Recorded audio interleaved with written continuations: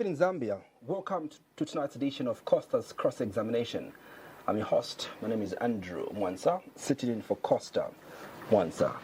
In exactly 33 days, millions of Zambians will head to the polls to vote in what is shaping up to be one of our most important, closely fought elections. But as the countdown speeds up, things are getting complicated. In a surprise twist, we've seen a wave of sudden candidates resigning, notably including two vice presidential running mates.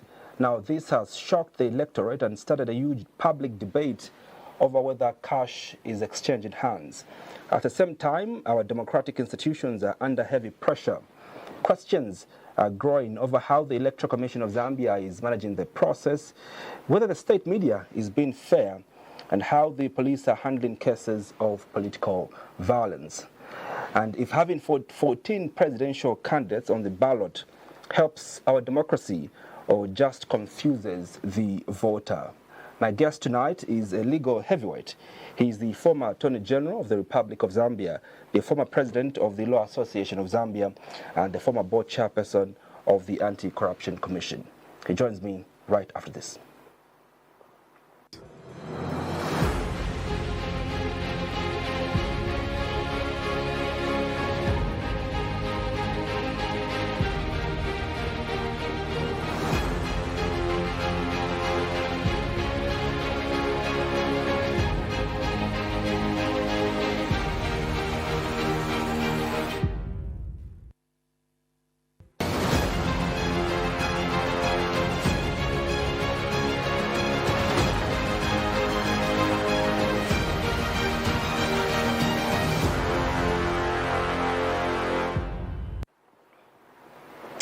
It's channel 271 on DSTV and channel 20 on GoTV. We're also live on One Love Radio across the radio stations in the country. We're also live on our Facebook page. That's at Diamond TV Online.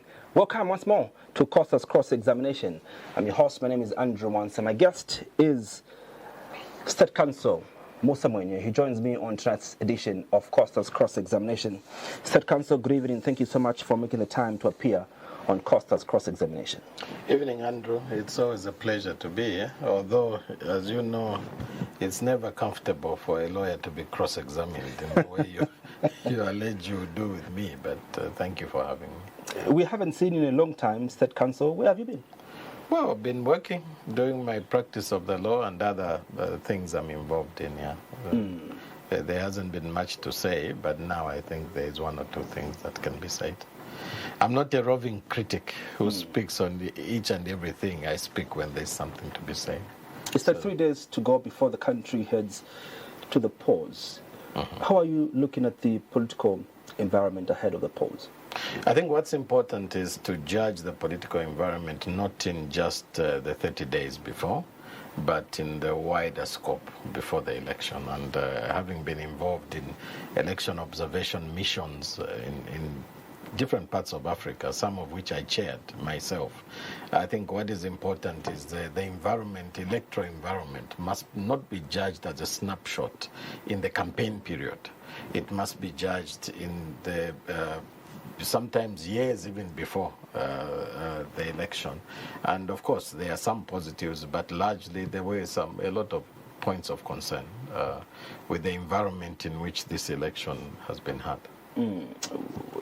Probably we can begin with the positives before we can get to the positive is that now we are seeing people going out to campaign, although there are complaints about some candidates being denied access to the airspace, using aircraft to navigate themselves faster around the country.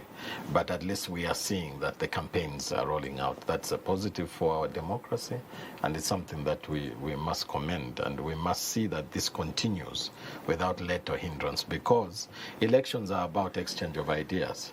And as citizens, we are not only entitled to vote in the election if we have, of course, registered ourselves as voters, but we are entitled to receive information from the people who are presenting themselves as candidates to us, so that we can make a well-informed decision as to who is best suited to be our leaders at all the levels in which these candidates are presenting themselves.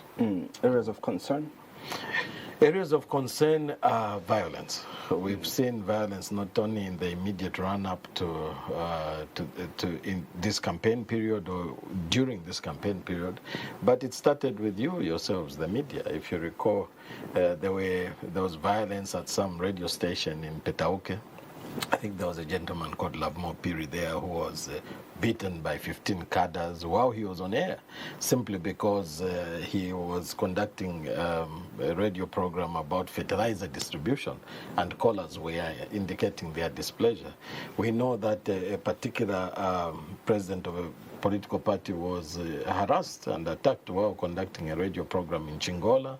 There was a journalist who was attacked, I think last year, somewhere in March, in Mazabuka, and she was she reported assault, but she was also reported for assaulting the attackers. 4 or 5 men who said she attacked them. And in the immediate period, we have seen that even candidates and former cabinet ministers in the persons of people like Honorable Garin Kombo being attacked on camera by party cadres, and then when they reported the attack, they were also reported for assault. Those are things that are worrying. And also there's allegations of the attackers being connected to those in power. I think those are very, very concerning allegations. They're concerning issues. The structural destabilization of the opposition. The problem we have seen is that there's been hindrances being placed upon the opposition operating openly. Okay, for example, I don't know how many conventions or alleged conventions were reported over the Patriotic Front, and why a vast majority of the members claim or allege that the leadership of the organization has been usurped. We saw also that some political parties, one of them at least, was changed miraculously from a political party to a religious organization.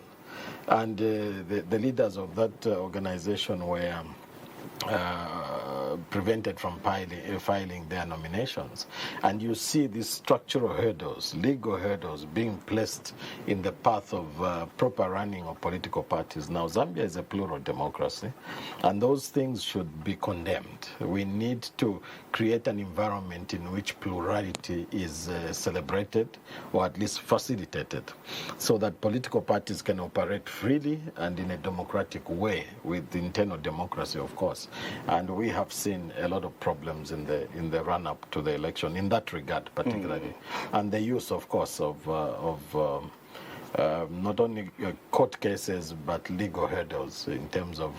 I know that in the immediate run-up to the elections and nominations, there were a lot of stringent hurdles which were placed in the path of political parties at the Registrar of Societies, that they couldn't change office bearers and all these hurdles which were not necessary at the time, in my view. In your view, would you say that these hurdles, challenges, were state orchestrated? I don't want to go that far, but these are state institutions. All these hurdles were come. For example, the fact that a political party was classified as a religious organization and that they couldn't file nominations was a matter that was dealt with by state organizations. The permanent secretary in the Ministry of Home Affairs came out and said, no, it wasn't true. So if the permanent secretary said that, he was making a pronouncement about the institution that refused to accept the nominations, or announced that that organization had become a religious organization. So was the permanent secretary saying something about the decision of the Electoral Commission of Zambia in terms of that nomination? At the end of the day, this is the position. I mean, it was state organizations that were involved in the decisions that led to hurdles being placed in front of political parties. The Registrar of Societies is a state institution which registers political parties, and some of these pronouncements about difficulties in changing office bearers and so on and so forth dealt with the Registrar of Societies. Another issue that you've spoken about partly is the issue around the Patriotic Front. That has been an area of concern to different, civil society organizations and prominent men like yourselves. Right now on the ballot, we don't have the former ruling party. Part of the grouping has joined the UPND, and part, has found a special purpose vehicle to contest on. There's been different allegations around how the PF has lost grip on its state as a political party. For some, they view the PF as this. They view the state as having conducted some form of a coup, on the former, ruling party. I would like to find out from your lenses, State Council, over the issues around the Patriotic Front and them not being resolved, even up until now. Do you see any fingerprints of the state being used to orchestrate confusion in the Patriotic Front? I think that the point is this. As regards the former ruling party, it's not on the ballot, as you correctly indicate. And so it makes it a bit more interesting because you have a situation where it can't legitimately be said that the failures of the former ruling party can be an issue in this election. I'm not sure. I've heard campaign issues about what the Patriotic Front did or did not do. But as I see the ballot, there is no Patriotic Front on the ballot. Secondly, I think we see also that if there were any limitations of failing in the former ruling party, that must be campaign issues. The fact that a few or the leaders that are registered at the Registrar of Societies as leaders of this political organization are now in an alliance with the ruling party makes all those comments about whether or not the Patriotic Front did this or that moot. I think the issue here is we want to hear promises from what the opposition is offering, what the incumbent is offering, and also to weigh against the promises that were made by the incumbent and whether or not these have been fulfilled. We may, if the candidates in the opposition worked in government, we also, or private sector, we want to see their track records and examine that as well. I think that is the issue here. We must scrutinize the candidates, scrutinize their public pronouncements, scrutinize their delivery in wherever they've worked, and judge them by that. One interesting thing in this election, State Council, is that we've seen multiple, resignation of candidates at council chairperson level, at member of parliament level, even as high as at running mate level. And I think the question now has been around what the law states, because obviously with the new changes, in Article 52, that it earlier, spoke to the fact that there must be fresh nominations being conducted. We can no longer speak about that. But what's interesting, State Council, is on the position of running mate when they withdraw from the race. What happens? Does the commission invalidate the ticket of the presidential candidate by virtue of the fact that it comes one with a running mate? No, I think the law is silent on that issue, and there is clearly a lacuna in that area of the law. What the law provides for is the resignation of a vice president in the Constitution.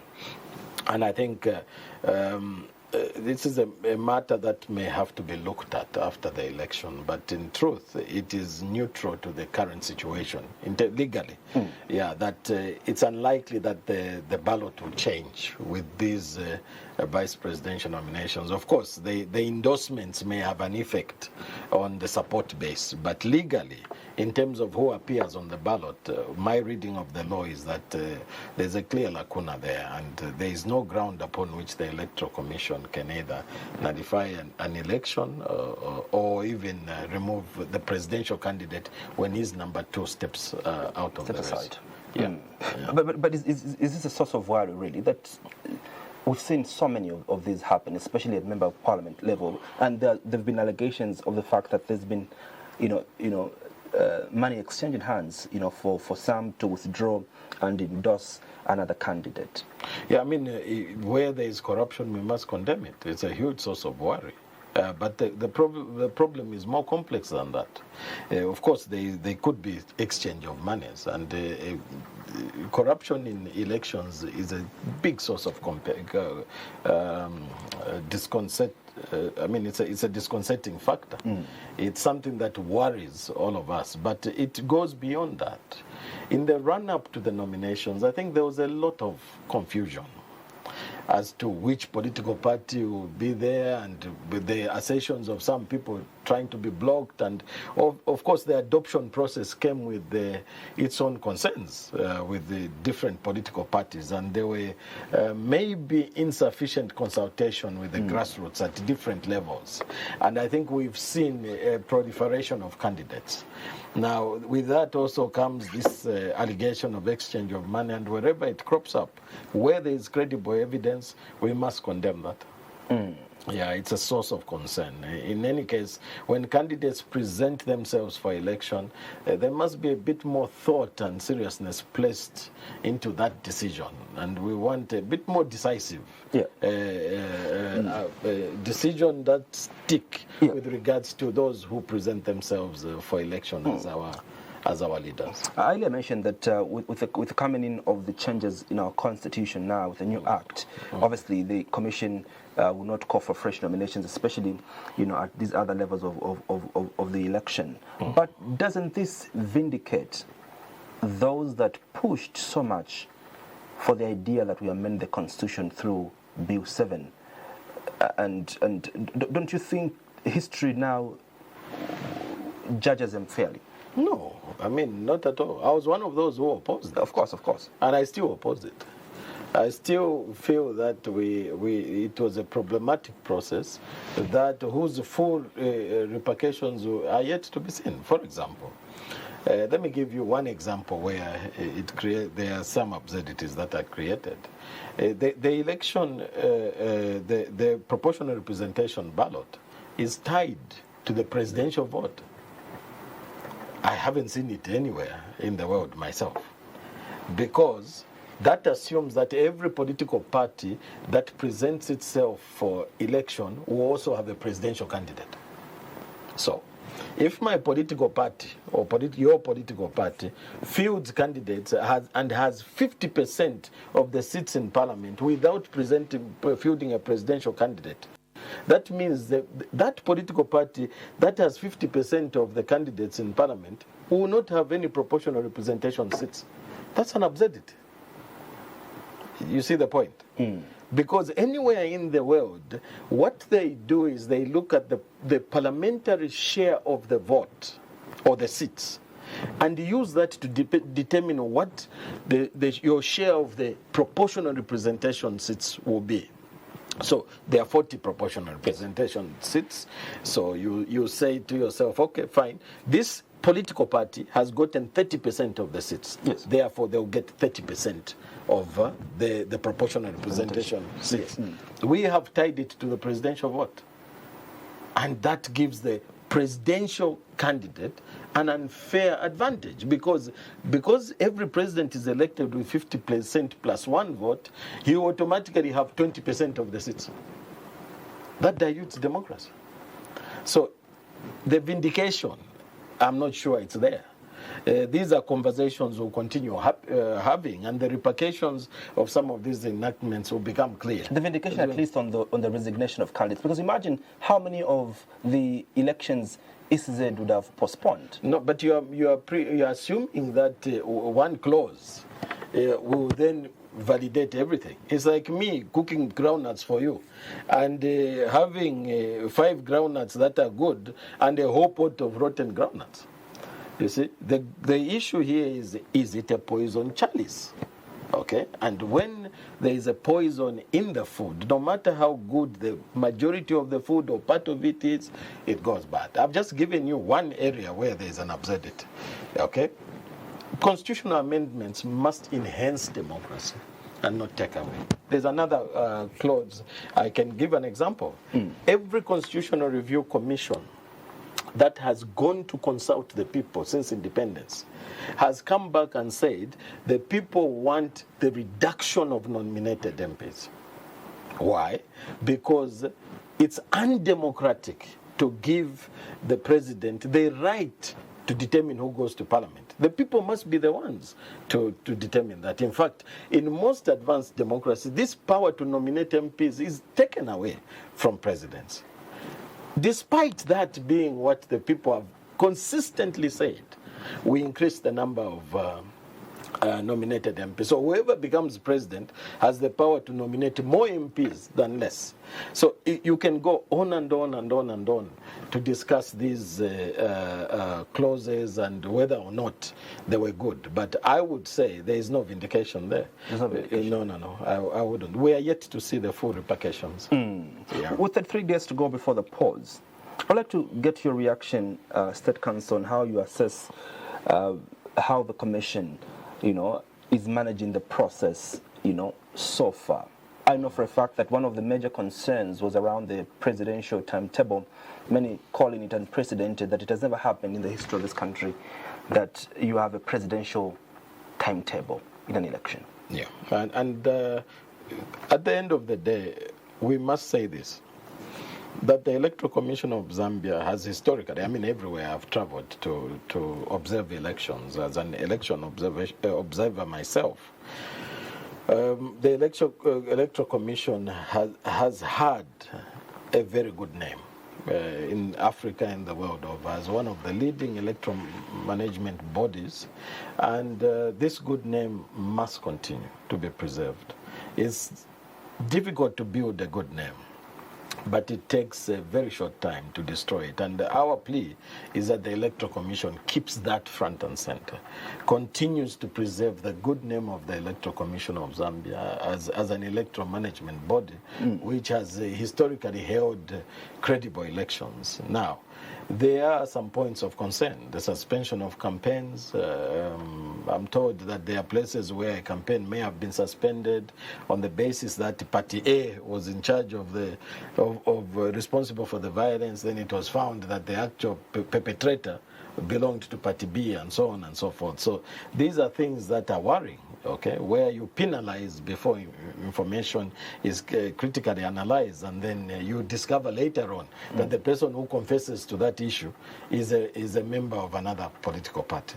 So there has to be a bit more vigilance in making sure that decisions are made on the basis of credible evidence. So, of course, what happened in Mazabuka as well, there was the suspension of campaigns and also the controversy of the agreement between parties, and the fact that one of the candidates in the name of the Republican president did not have a timetable as well was something that the opposition cried about in terms of leveling the playing field. But whatever must be done to keep the elections credible and fair must continue to be done. And so far, I think we must continue to assess the situation and encourage the Electoral Commission of Zambia to continue maintaining the good name of ECZ as an electoral management. Two issues come out from the State Council. That the justification the Commission gave is the fact that we need to avoid clashes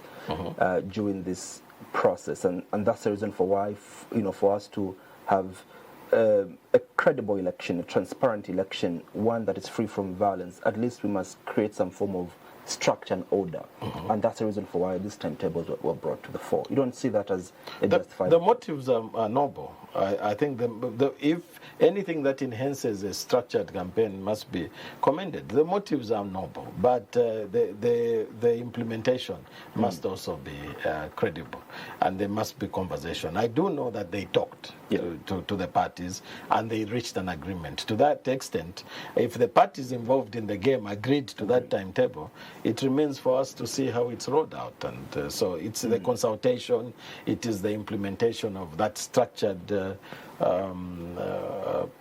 campaign. I know that there was a complaint in Wapula about Her Honor the Vice President going there, and those plans were changed. So there seems to be some conversation between ECZ and the parties. And that must be encouraged to continue for these elections to remain credible. And the fact that the president obviously will not be part of the people that will be given a timetable, is that something that is worrying, or perhaps it's something that all of us can justify that it remains a Republican president, and so he does remain a Republican president. Perhaps what needs to be watched is the fact that his movements should not, because where a president goes to a province, it means that the other parties have to suspend their campaigns.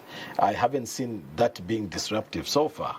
But I think what must be done is to prevent in the next 1 month to see any such movements being disruptive to the timetable that has been agreed.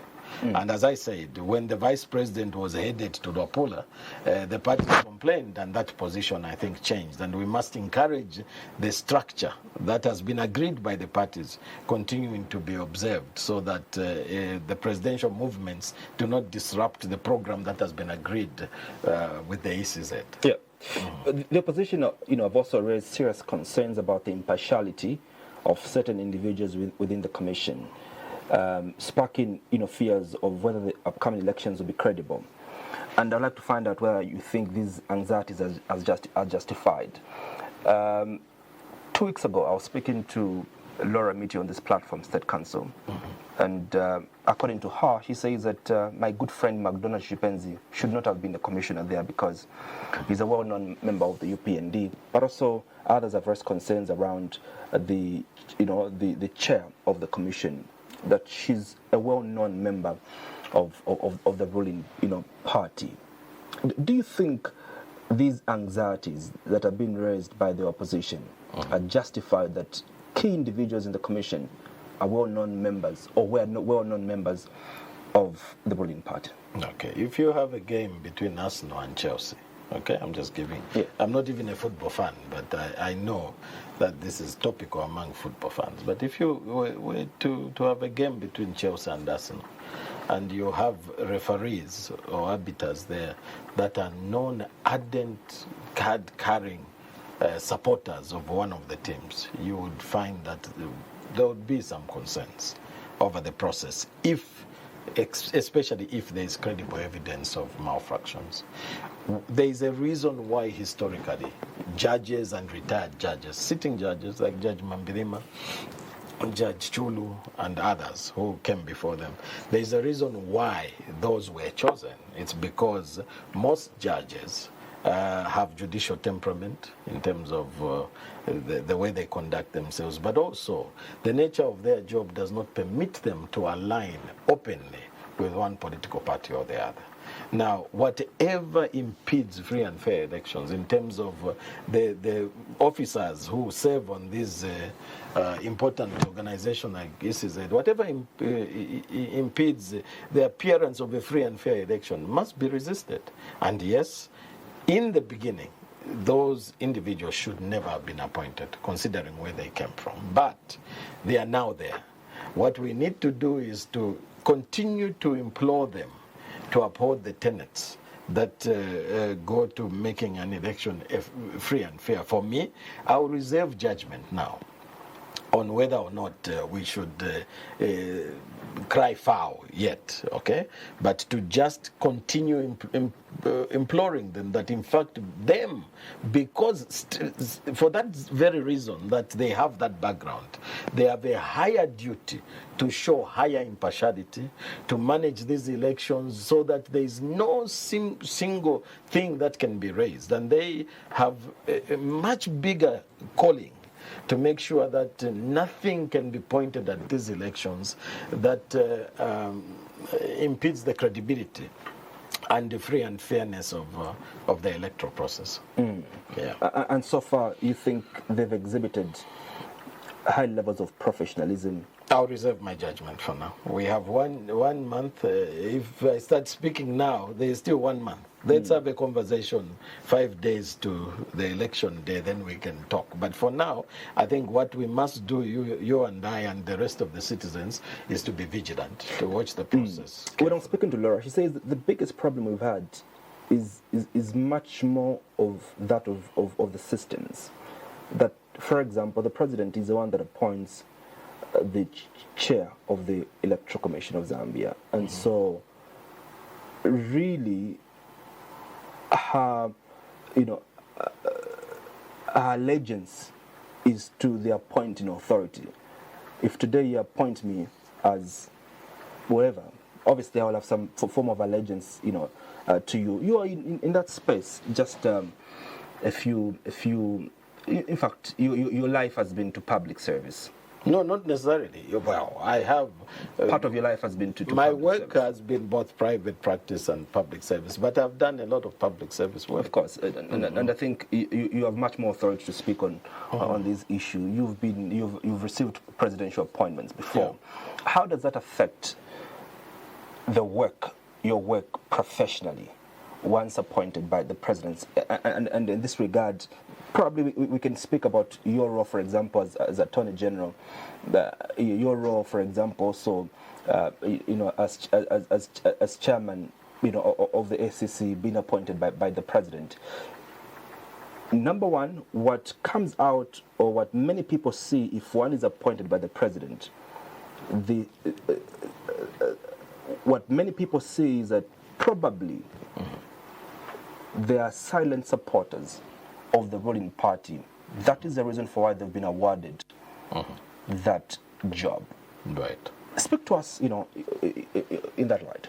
No, it's not necessarily true. You will recall that almost all the judges that were appointed during the Kaunda government were appointed. In fact, all of them were appointed by the president. That was the constitutional provision then. But President Kaunda lost cases. There were people who were charged with treason in this country. They were acquitted. They went to court, and those cases, those people won. There were people who sued the government, and they won.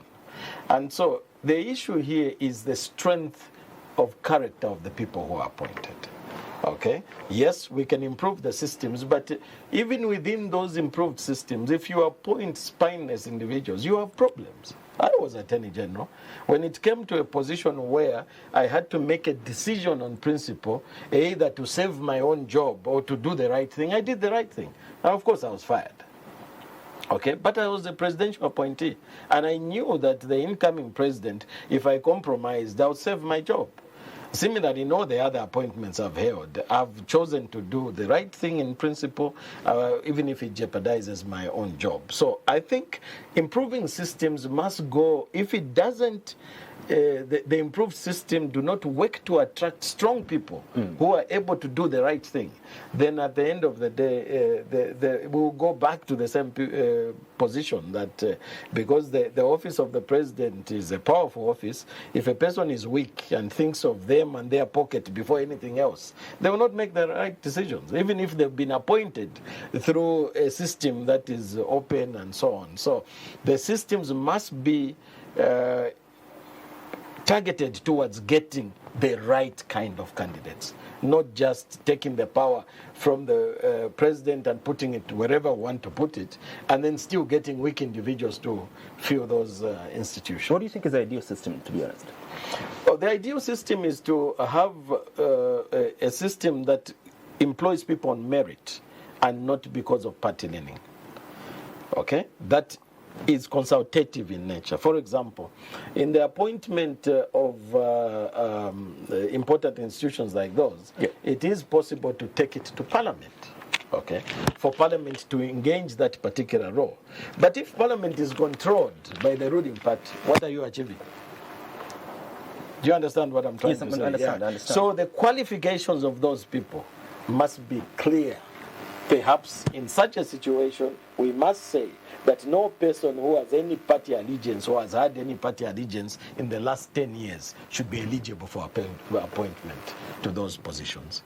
So the letter of the law must be changed to make it clear what the criteria for appointment should be of those people. And in institutions which require impartiality, it's important that people are at least seen to be apolitical. So if you take it to Parliament and you don't have such kind of provisions, and Parliament is controlled by your party, for example, if you are president, you still achieve the same result, even if the appointing authority is different. So for me, it's a simplistic view to say the mode of appointment must be changed. There must be more that goes. The criteria, the suitability of the candidates must be placed in the law. And then also, you must also cast an eye as to the institution you are giving that role to appoint. Is it capable of presidential control? Okay? And because it's possible for me as a president to indirectly control an institution and achieve the same result, but be able to say, look, I had nothing to do with that. Yeah. Just on that, how much influence does the presidency, have on institutions or on heads that he appoints? I mean, in terms of control, really? Presidential power in this country is pervasive, and it requires persons of backbone to resist that presidential power. So the president is a very powerful office. The presidency is a powerful office that can be denied. And that's why from the 90s the push has been as much as possible to share power with other institutions in the constitutional amendments. And that's why I said when I started that whatever constitutional amendments we make must move towards that direction, to enhancing democracy and reducing the power of the president. Bill 7, which you talked about, which is now law, it increases the power of the president because he nominates more people. Just by virtue of winning the presidency, the president has, if I'm not mistaken, something like 31 appointments that he can make in parliament.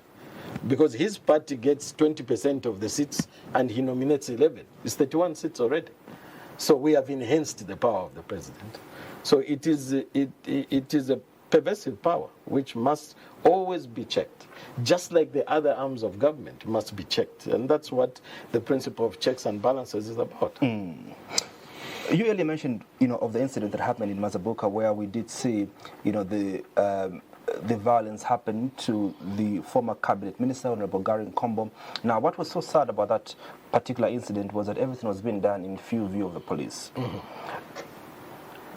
Do you see, police maintain strict neutrality and them doing their professional job in this build-up to the election and to the cases that we've seen so far? Yeah, I must start by saying, having worked in the Attorney General's chambers at the SEC and so on, that law enforcement agencies work under very difficult conditions. I've seen it, I've experienced it myself, and the vast majority of them do the best that they can in the environment that they operate in.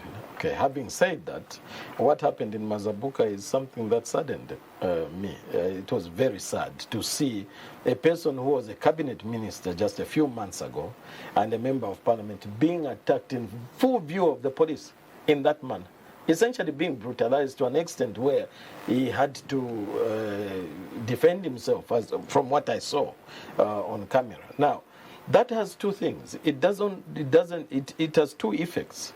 It does not only immediately affect that particular individual in the person of Honorable Gary Nkombo being attacked in that manner, but it sends a chilling message to the rest of the population that if that person, a person of that caliber, can be attacked in full view of the police on camera, what more that person in Kanyama? What more the poor woman in Chama or someone in Mwenye? What chance do they stand of being protected by the police? And that's why these optics must be managed, because we don't want a populace that becomes almost hopeless of police protection. We must avoid such kind of occurrences, and the things that we saw in Mazabuka made sad, very sad. I mean, it was very sad to watch a former member of parliament, former minister, a person who worked so hard for his former political party being treated in that fashion. Then what chance does any one of us have of police protection? What does this say about, the preparation of the police to really guard the security we have across the country in an event that, political, violence erupts? And do you see them prepared, really, for this mammoth journey in the next 33 days? No, the police are well trained, but sometimes we must ask the police command and those who are senior people to protect the junior police officers, because sometimes these people are intimidated by those who consider themselves to be close to power. And that's what happens. So these junior officers are threatened with transfers and threatened with dismissals and so on and so forth. And that is what leads to what we saw there, where a person is being attacked in full view of these police officers. Although what we saw in the final analysis is that they stepped in, to try and protect the candidate. And he did foul his nomination. So we must be fair in saying in the end they stepped in to do their police duties, but they should have stepped in earlier. That's what we are saying. Yeah. Do you see the political playing field genuinely fair? I was speaking to political leaders, and they were telling me that they have no access to ZNBC, for example. Equal coverage to their campaigns and their programs. But from your end point, how are you looking at the playing field so far in terms of it being fair to all parties? I mean, the Constitution is very clear. It says that candidates must have fair access to the media. And it's not only the public media, it's also yourselves as private media. But it's worse than that now. We've seen for the first time, I think I may be wrong, you are in the media, you can correct me if I'm wrong. For the first time we see advertising, that's the information some of us have, that candidates or political parties are paying for press space together with an indication of favorable front page coverage. Okay, now that makes it even worse, because that means that your editorial policies are being purchased now as private media as well as public media, to an extent where you don't have editorial independence, because every time that you are paid for space, you are even being told that the people are needing favorable coverage beyond the political advert. Now that is concerning to people like me, who are supporters of press freedom and also access, people's access to information. Because what it means is that now you have a situation where media editorial policy is being purchased as an advert. That's concerning. It's something that we should talk about. The fact that whether it's private or public media, we have advertising space being purchased together with editorial policy for front page coverage. That has never happened before. It's the first time. As to public media, those are maintained by the taxpayer. So they are more than the private media. It's every person's tax money that is funding ZNBC, okay, for example. Every person, it doesn't matter which political party they belong to, they are taxed. And it's the taxpayers' money that is funding all the staff at ZNBC. Every equipment they use is purchased by the small man in Mongo, or the person who buys a biscuit and pays tax through that biscuit in Chipata. I mean, at the end of the day, why should these people be denied access to information, whether or not they are part of the ruling party or opposition, simply because it's a state-owned institution? State-owned, the state belongs to all the citizens. We all own ZNBC. They need to free up the media space so that every political party has a say on that particular platform. But what do you think could be the biggest problem, especially with the state broadcaster? Because even in the last election, they were sued and they lost. Over this coverage, equal coverage, to all political, players in an election. But this seems to be a systematic problem. How do we fix this? It's a pervasive problem where there is government control of state media. I remember when I was last president in 2011, just before there was change of government, that is one of the last major statements I made. We threatened to sue ZNBC if they didn't change this particular conduct. Of course, I was attacked and so on and so forth by the then ruling MMD government. But that position was as true then as it is today, that this is a state-owned institution that is funded by taxpayers' money. No matter what color of regalia a person wears, every time they walk into a shop and buy something, they are paying tax. They don't need to be in formal employment. That's what people don't understand. That yes, you and I who are formally employed, we pay taxes through our salaries and also through our income, whatever income we get. But even the person who is not working, when they walk into a shop to buy that sweet, to buy anything that is taxed, they are paying tax indirectly. So at the end of the day, the truth is that these institutions must be freed up to be accessed by all political parties. And it's unfair that state institutions such as ZNBC are just covering the ruling party and not giving any space to any of the opposition political parties. They must do that, particularly in this campaign period, because that is a constitutional provision. With 14 presidential candidates in the running State Council, is the ballot simply too fragmented, or does this diversity strengthen our democratic process?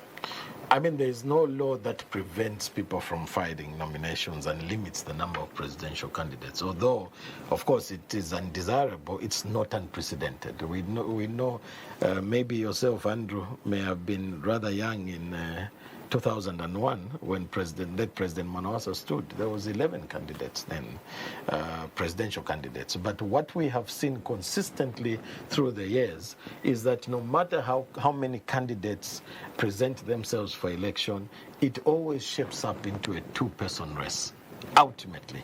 That's normally what happens, and I don't see this particular election as any different. It may be 2, 3, 4 candidates at the top, even if there are 11. Yeah. Looking at the electorate today, what do you think are the key issues that will shape, voter preference in this election? Democratic space and the economy. Those are the two main issues. Why these two things? Yeah, because you see, at the end of the day, we are free, fun-loving, freedom enjoying people. We experienced the one-party state. We came out of that after a long period of experiencing that.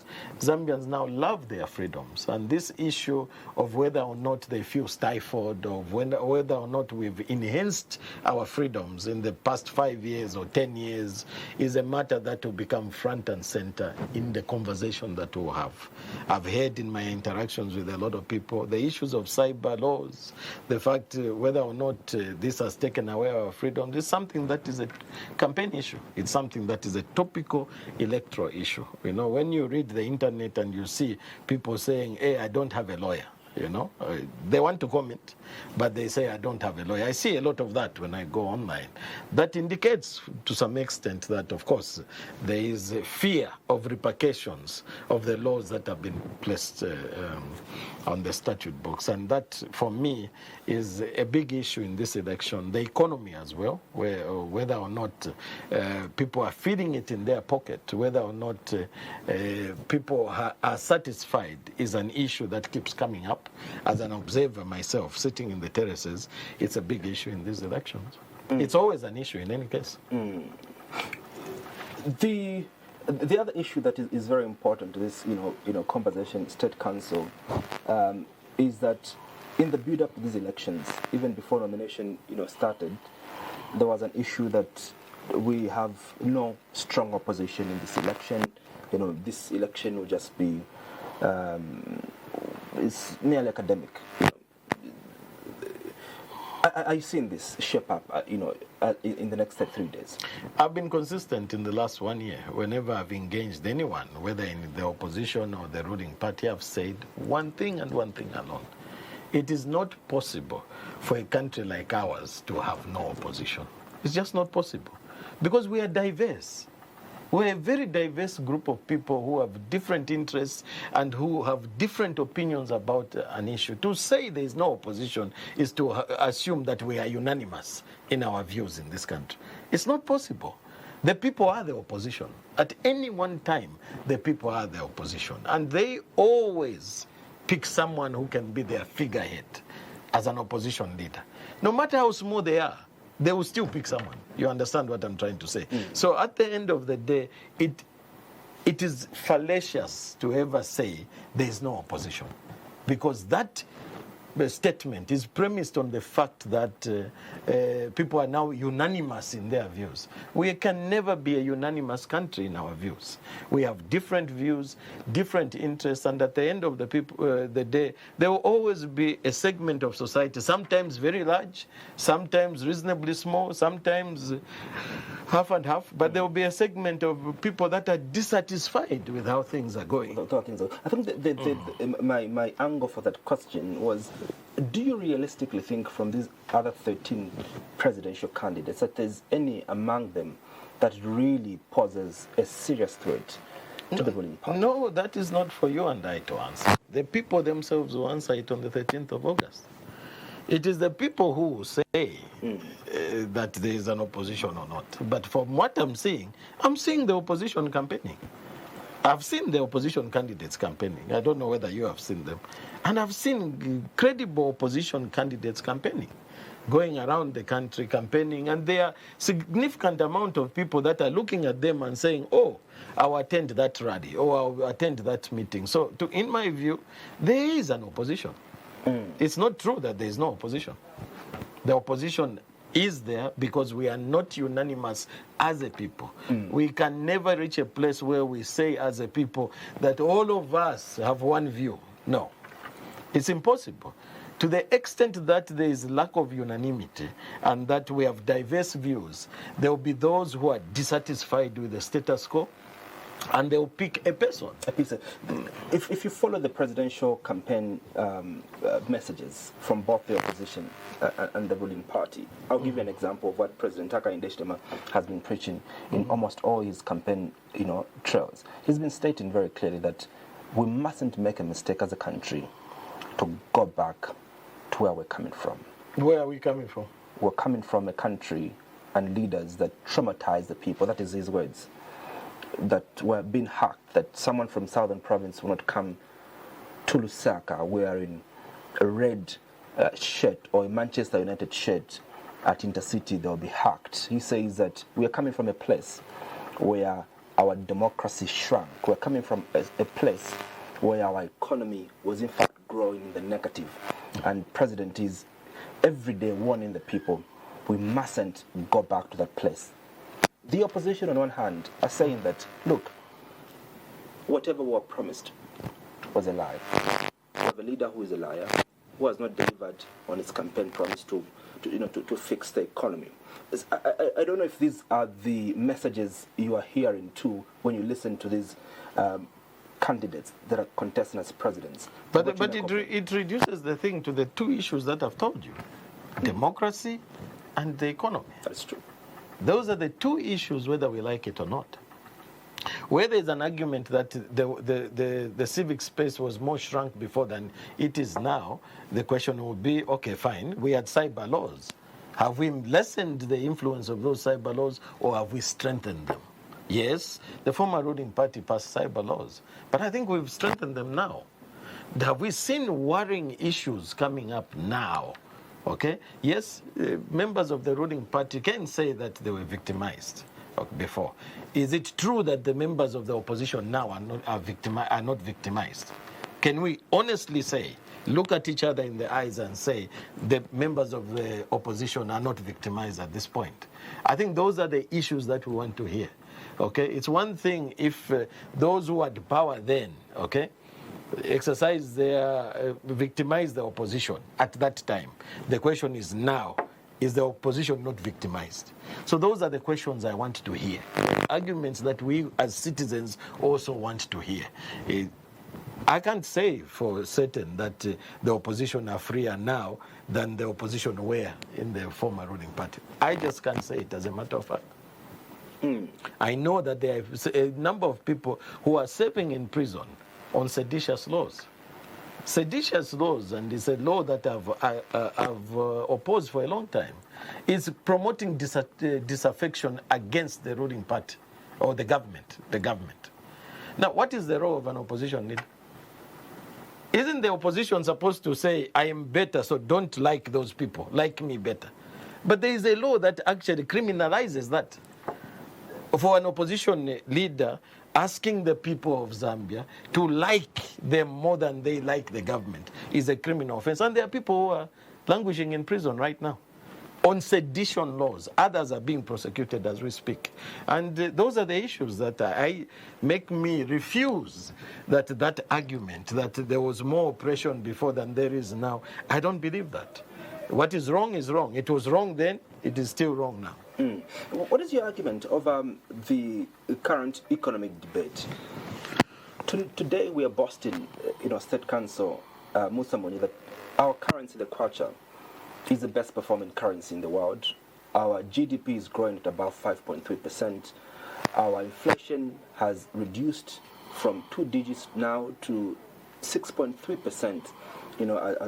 As of June, our reserves now have got billions of dollars in excess to $6.4 billion, something unprecedented that has never happened in the history of this country. These are the arguments that have been presented by those from the establishment, that our economy at the macro level has been fixed and the people are feeling the impact slowly of this stabilization. And that is where the rubber meets the road. Now you've given a very good background. What do you think of this debate? Are you proud that these numbers are speaking like this? No, I mean, it's not for me to be proud. If I sit in my house and I tell the people under my charge in my house, my wife and my children, and I say to them, look, we have this amount of money in the account. We have this, we have this, we have that.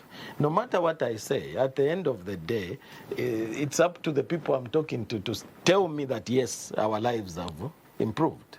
And that's the beauty about an election like this, okay? So if those, and that's why I said, now that's where the rubber meets the road, that people are feeling the impact. That's what you said.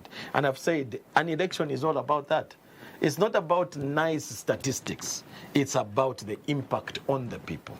Okay, have they been receiving fertilizer inputs for the small farmers in the villages? Have they been paid for the maize that they've delivered? Because we have reserves in sitting at 6.5 billion. So are they being paid for the maize that they have delivered? Those are the questions. So if you mention that there are reserves sitting there, the simple farmer, no matter what the economic arguments will have, no matter what I may argue as an intelligent person who knows the economy, the person in the field will say, oh, those are nice statistics, but are you paying me for my maize? Those are the kind of things. The price of commodities, the price of the food basket for the ordinary Zambians, the salaries that the civil servants are getting. Those are the economic issues that will become front and center in this election. And I'm not sure that my grandmother in Chinyunyu, or my aunties in Chinyunyu or in the village in Chongwe there who understand what you mean by GDP and the reserves and all these things and the inflation. They just want to know whether their basic needs are being met. As we conclude, State Council, Musa, when you want to speak to the nation in the next 3 days, obviously what we've been running in our news, sad incidents of for instance. Before you get to that, Andrew, I must also say, and the opposition must get to a place where they also address how they will attend to the needs of the people. That's what the contest and the conversation will be about going forward. As we conclude, State Council, we've been running stories of how people can't stand divergent views, from other political players. With a case in John Leng where someone was hacked to death because a song played of a different political party, player. And this seems to be growing as we go to the actual day on the 13th of August. I'd like you to address the nation regarding the importance of us maintaining the peace and unity even as we go for these elections. Absolutely. I mean, all of us are Zambians. The blood that runs in our veins, in fact, beyond being Zambians, we are human beings. And no person should die because of a political contest. No person should lose their lives. Wherever you kill someone, you are not only robbing excuse me, that person of life, but there is a mother who is mourning. There is a father who has lost a son or a daughter. There is a family who are mourning, children who are fatherless or motherless. And it's a needless thing to take someone's life over a political contest, a contest of ideas. If we are saying for sure, and this is where my arguments on corruption comes in, if we are saying for sure it's a contest to save rather than to reap, why are we so hell-bent on the fact that even to the extent of taking away lives, we must keep power or get power? So at the end of the day, we as Zambians, love should prevail, peace should be maintained. It's hard fought, this peace that we have, and other countries don't have it. We must exchange ideas, talk to each other, and cut down the anger, the hatred, the vitriol against each other, and continue to promote peace and love. State Council Musa Mwenye, thank you so much for making the time to be a part of tonight's edition of Costa's Cross-Examination. Thank you so much. Well, there you have it. My guest has been State Council Musa Mwenye. We've been discussing Zambia's current political climate ahead of the polls in the next 33 days. Thank you so much for being a part of it. Good night.